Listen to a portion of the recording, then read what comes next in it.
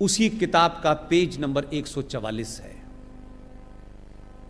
उसे भी अगर ध्यान से आप लोग पढ़ लें तो आपको पता चलेगा कि आजाद भारत में Babar road, Akbar road, Aurangzeb road, Shahjahan road, ये रोडें क्यों हैं? क्योंकि ये अंग्रेजों ने तो नहीं बनाई थी। अंग्रेजों के नाम से तो डलहौजी रोड है। वो सारी रोड और जो देश भर में उनके छोटे छोटी मूर्तियां लगी हुई थी अंग्रेजों की, उसके लिए भारत की संसद के अंदर बाकायदा एक पास हुआ बिल और कहा गया कि जहां जहां इनकी मूर्ति, इन्हें तोड़ो मत, क्योंकि ये हमारे पूर्वज हैं। इनको संभाल करके दिल्ली के अंदर एक जगह है ओल्ड दिल्ली, वहां रख दी गई है। पता नहीं कब लेने आ जाए।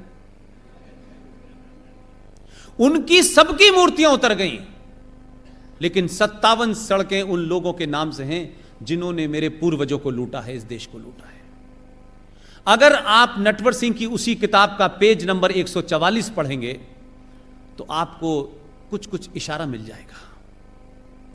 नटवर सिंह उस दौरे में मैडम इंदिरा गांधी के साथ थे। 1968 में इंदिरा गांधी के बड़े सुपुत्र राजीव गांधी जी की शादी हुई थी और उस जमाने तो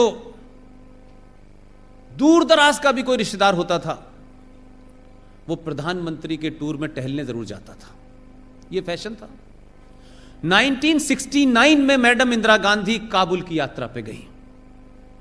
वहां बादशाह खान से मिली, उनसे तमाम सारी बातें हुई, लेकिन दोपहर होते होते, ये इसमें भी मैं कोई अपनी तरफ से नहीं कह रहा हूं, पेज नंबर 144 है, किताब अवेलेबल है मार्केट में। और क्योंकि वो शख्स वो है जो नेहरू जी और इंदिरा गांधी के लिटरली घर पे रहने वाला आदमी, सबसे लॉयल आदमी, ईमानदार आदमी, उसने 100 पेज नंबर 44 पे लिखा है कि मैडम इंदिरा गांधी ने कहा कि मैं ड्राइव पे जाना चाहती हूं, तो नटवर सिंह उनके साथ थे। अफगानिस्तान की जो प्रोटोकॉल अफसर था वो उनके साथ था, और यकायक लगा कि जो उनकी आइटनरी है उसमें तो ये नहीं है, लेकिन मैडम तो मैडम है, उनके पिताजी भी ऐसी थे, वो भी ऐसी थी। खैर वो चली गई और 7-8 मील जब काबुल से दूर निकली तो उनको इतने महान देश के अंदर खंडर नजर आया एक, जिसमें कुछ पेड़ लगे हुए थे। मैं अभी भी इस बात को यकीन नहीं कर पा रहा हूं कि यह सब कुछ अकस्मात हुआ है, मैं नहीं समझ पाता। और आपने जैसे ही वो खंडर देखा और पेड़ लगे हुए तो आपने फौरन प्रोटोकॉल अफसर से और सिक्योरिटी से कहा मैं वहां जाना चाहती हूं। वहां हड़कंप मच गया कि उसकी सिक्योरिटी का मामला है, लेकिन अफगानिस्तान से भारत के रिश्ते दूसरे थे, लिहाजा प्रोटोकॉल अफसर ने कहा कि आप वहां क्या जाके देखना चाहती हैं? उन्होंने कहा नहीं, मैं खंडर देखना चाहती हूं। उस खंडर का नाम पता है क्या है आपको? उसका नाम है बाग-ए-बाबर, यानी बाबर साहब का बाग। मैडम इंदिरा गांधी वहां पहुंचती हैं और वो पूछती हैं तो उनको बताया जाता है कि ये बाबर की मज़ार है। मैंने इसमें कुछ भी घटा बढ़ा नहीं रहा हूं। नटवर सिंह ने लिखा, मैडम इंदिरा गांधी सर झुका करके एक लंबे समय तक मौन खड़ी रही। नटवर सिंह ने जब उनसे पूछा कि ये क्या है ऐसे करके, तो उन्होंने कहा मैं इतिहास को जानने की कोशिश कर रही हूं। आज तक कोई भारत का प्रधानमंत्री को वो खंडर नजर नहीं आया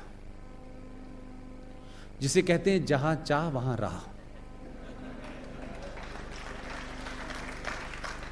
अब ये कहो कि साहब वो सडनली खंडरों से उन्हें प्यार हो गया था, जब उनको बता दिया गया था तब तो भारत के प्रधानमंत्री की हैसियत में सर झुका करके नटवर सिंह ने लिखा है, क्योंकि उनके पीछे खड़े हुए थे।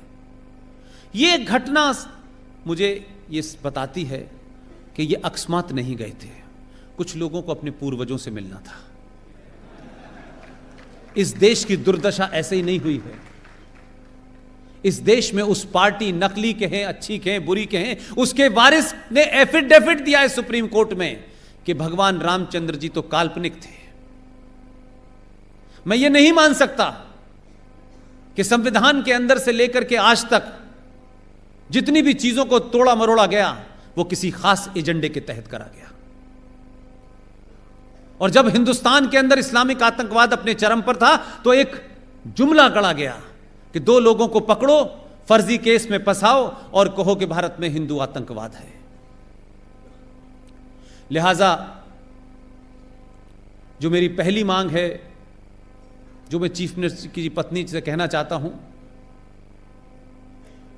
कि आपने एक मांग तो यह है कि जम्मू कश्मीर में जिन 5.5 लाख लोगों के साथ अन्याय हुआ है उसके लिए ट्राइब्यूनल बनाएं।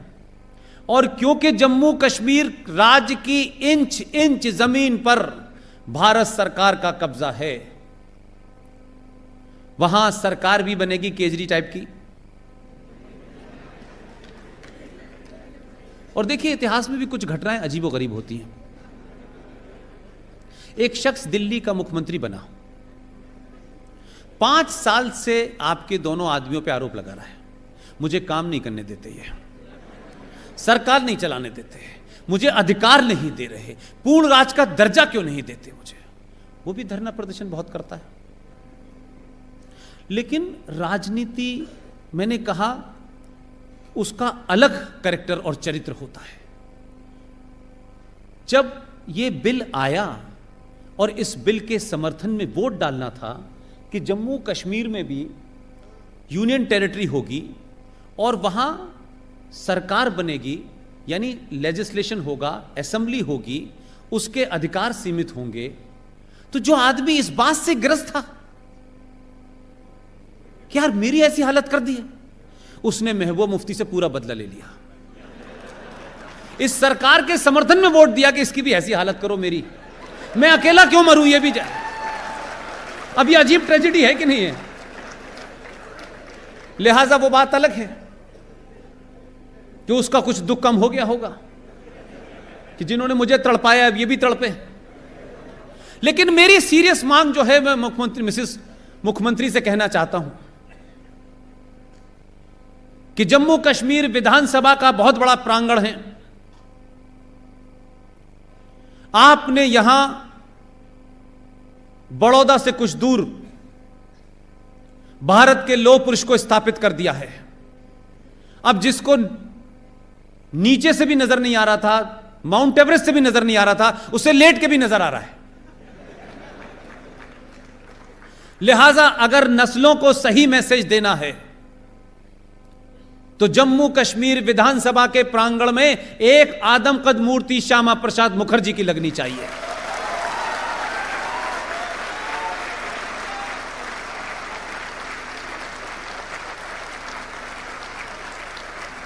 ताकि वो नस्लें देखें कि जिनके पूर्वजों ने उसकी हत्या की थी, इस भारत में एक राजा आया और उसने उन्हीं के सामने उस आदमी को जिंदा खड़ा कर दिया है।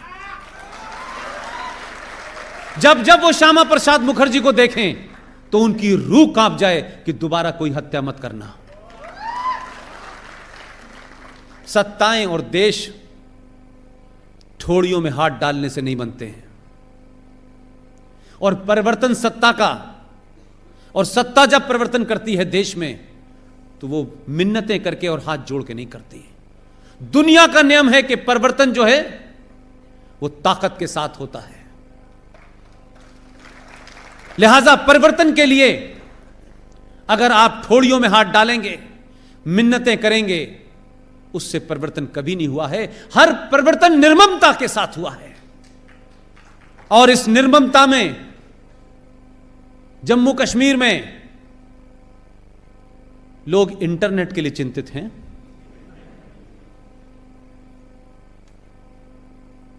जब तक लोग सूख जाएं, जिन्हें धूप नजर ना आए, अगर राष्ट्र बचाने के लिए उनको आजीवन बंद रखना है तो भी रखें।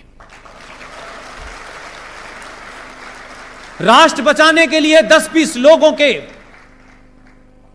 तथाकथित अधिकारों का भी हनन करना पड़े तो कर देना चाहिए। और सत्ता व्यवस्था के लोग अगर यहां बैठे हों तो एक बात मैं सबको बता देना चाहता हूं, सबको नौकरी करनी है, सबको एक दिन पद से मुक्त होना है, लेकिन राजा उसी को जिंदा माना जाता है, उसी राजा को इतिहास जिंदा रखता है जो हर दिन यह मानता है कि यह मेरा आज आखिरी दिन है।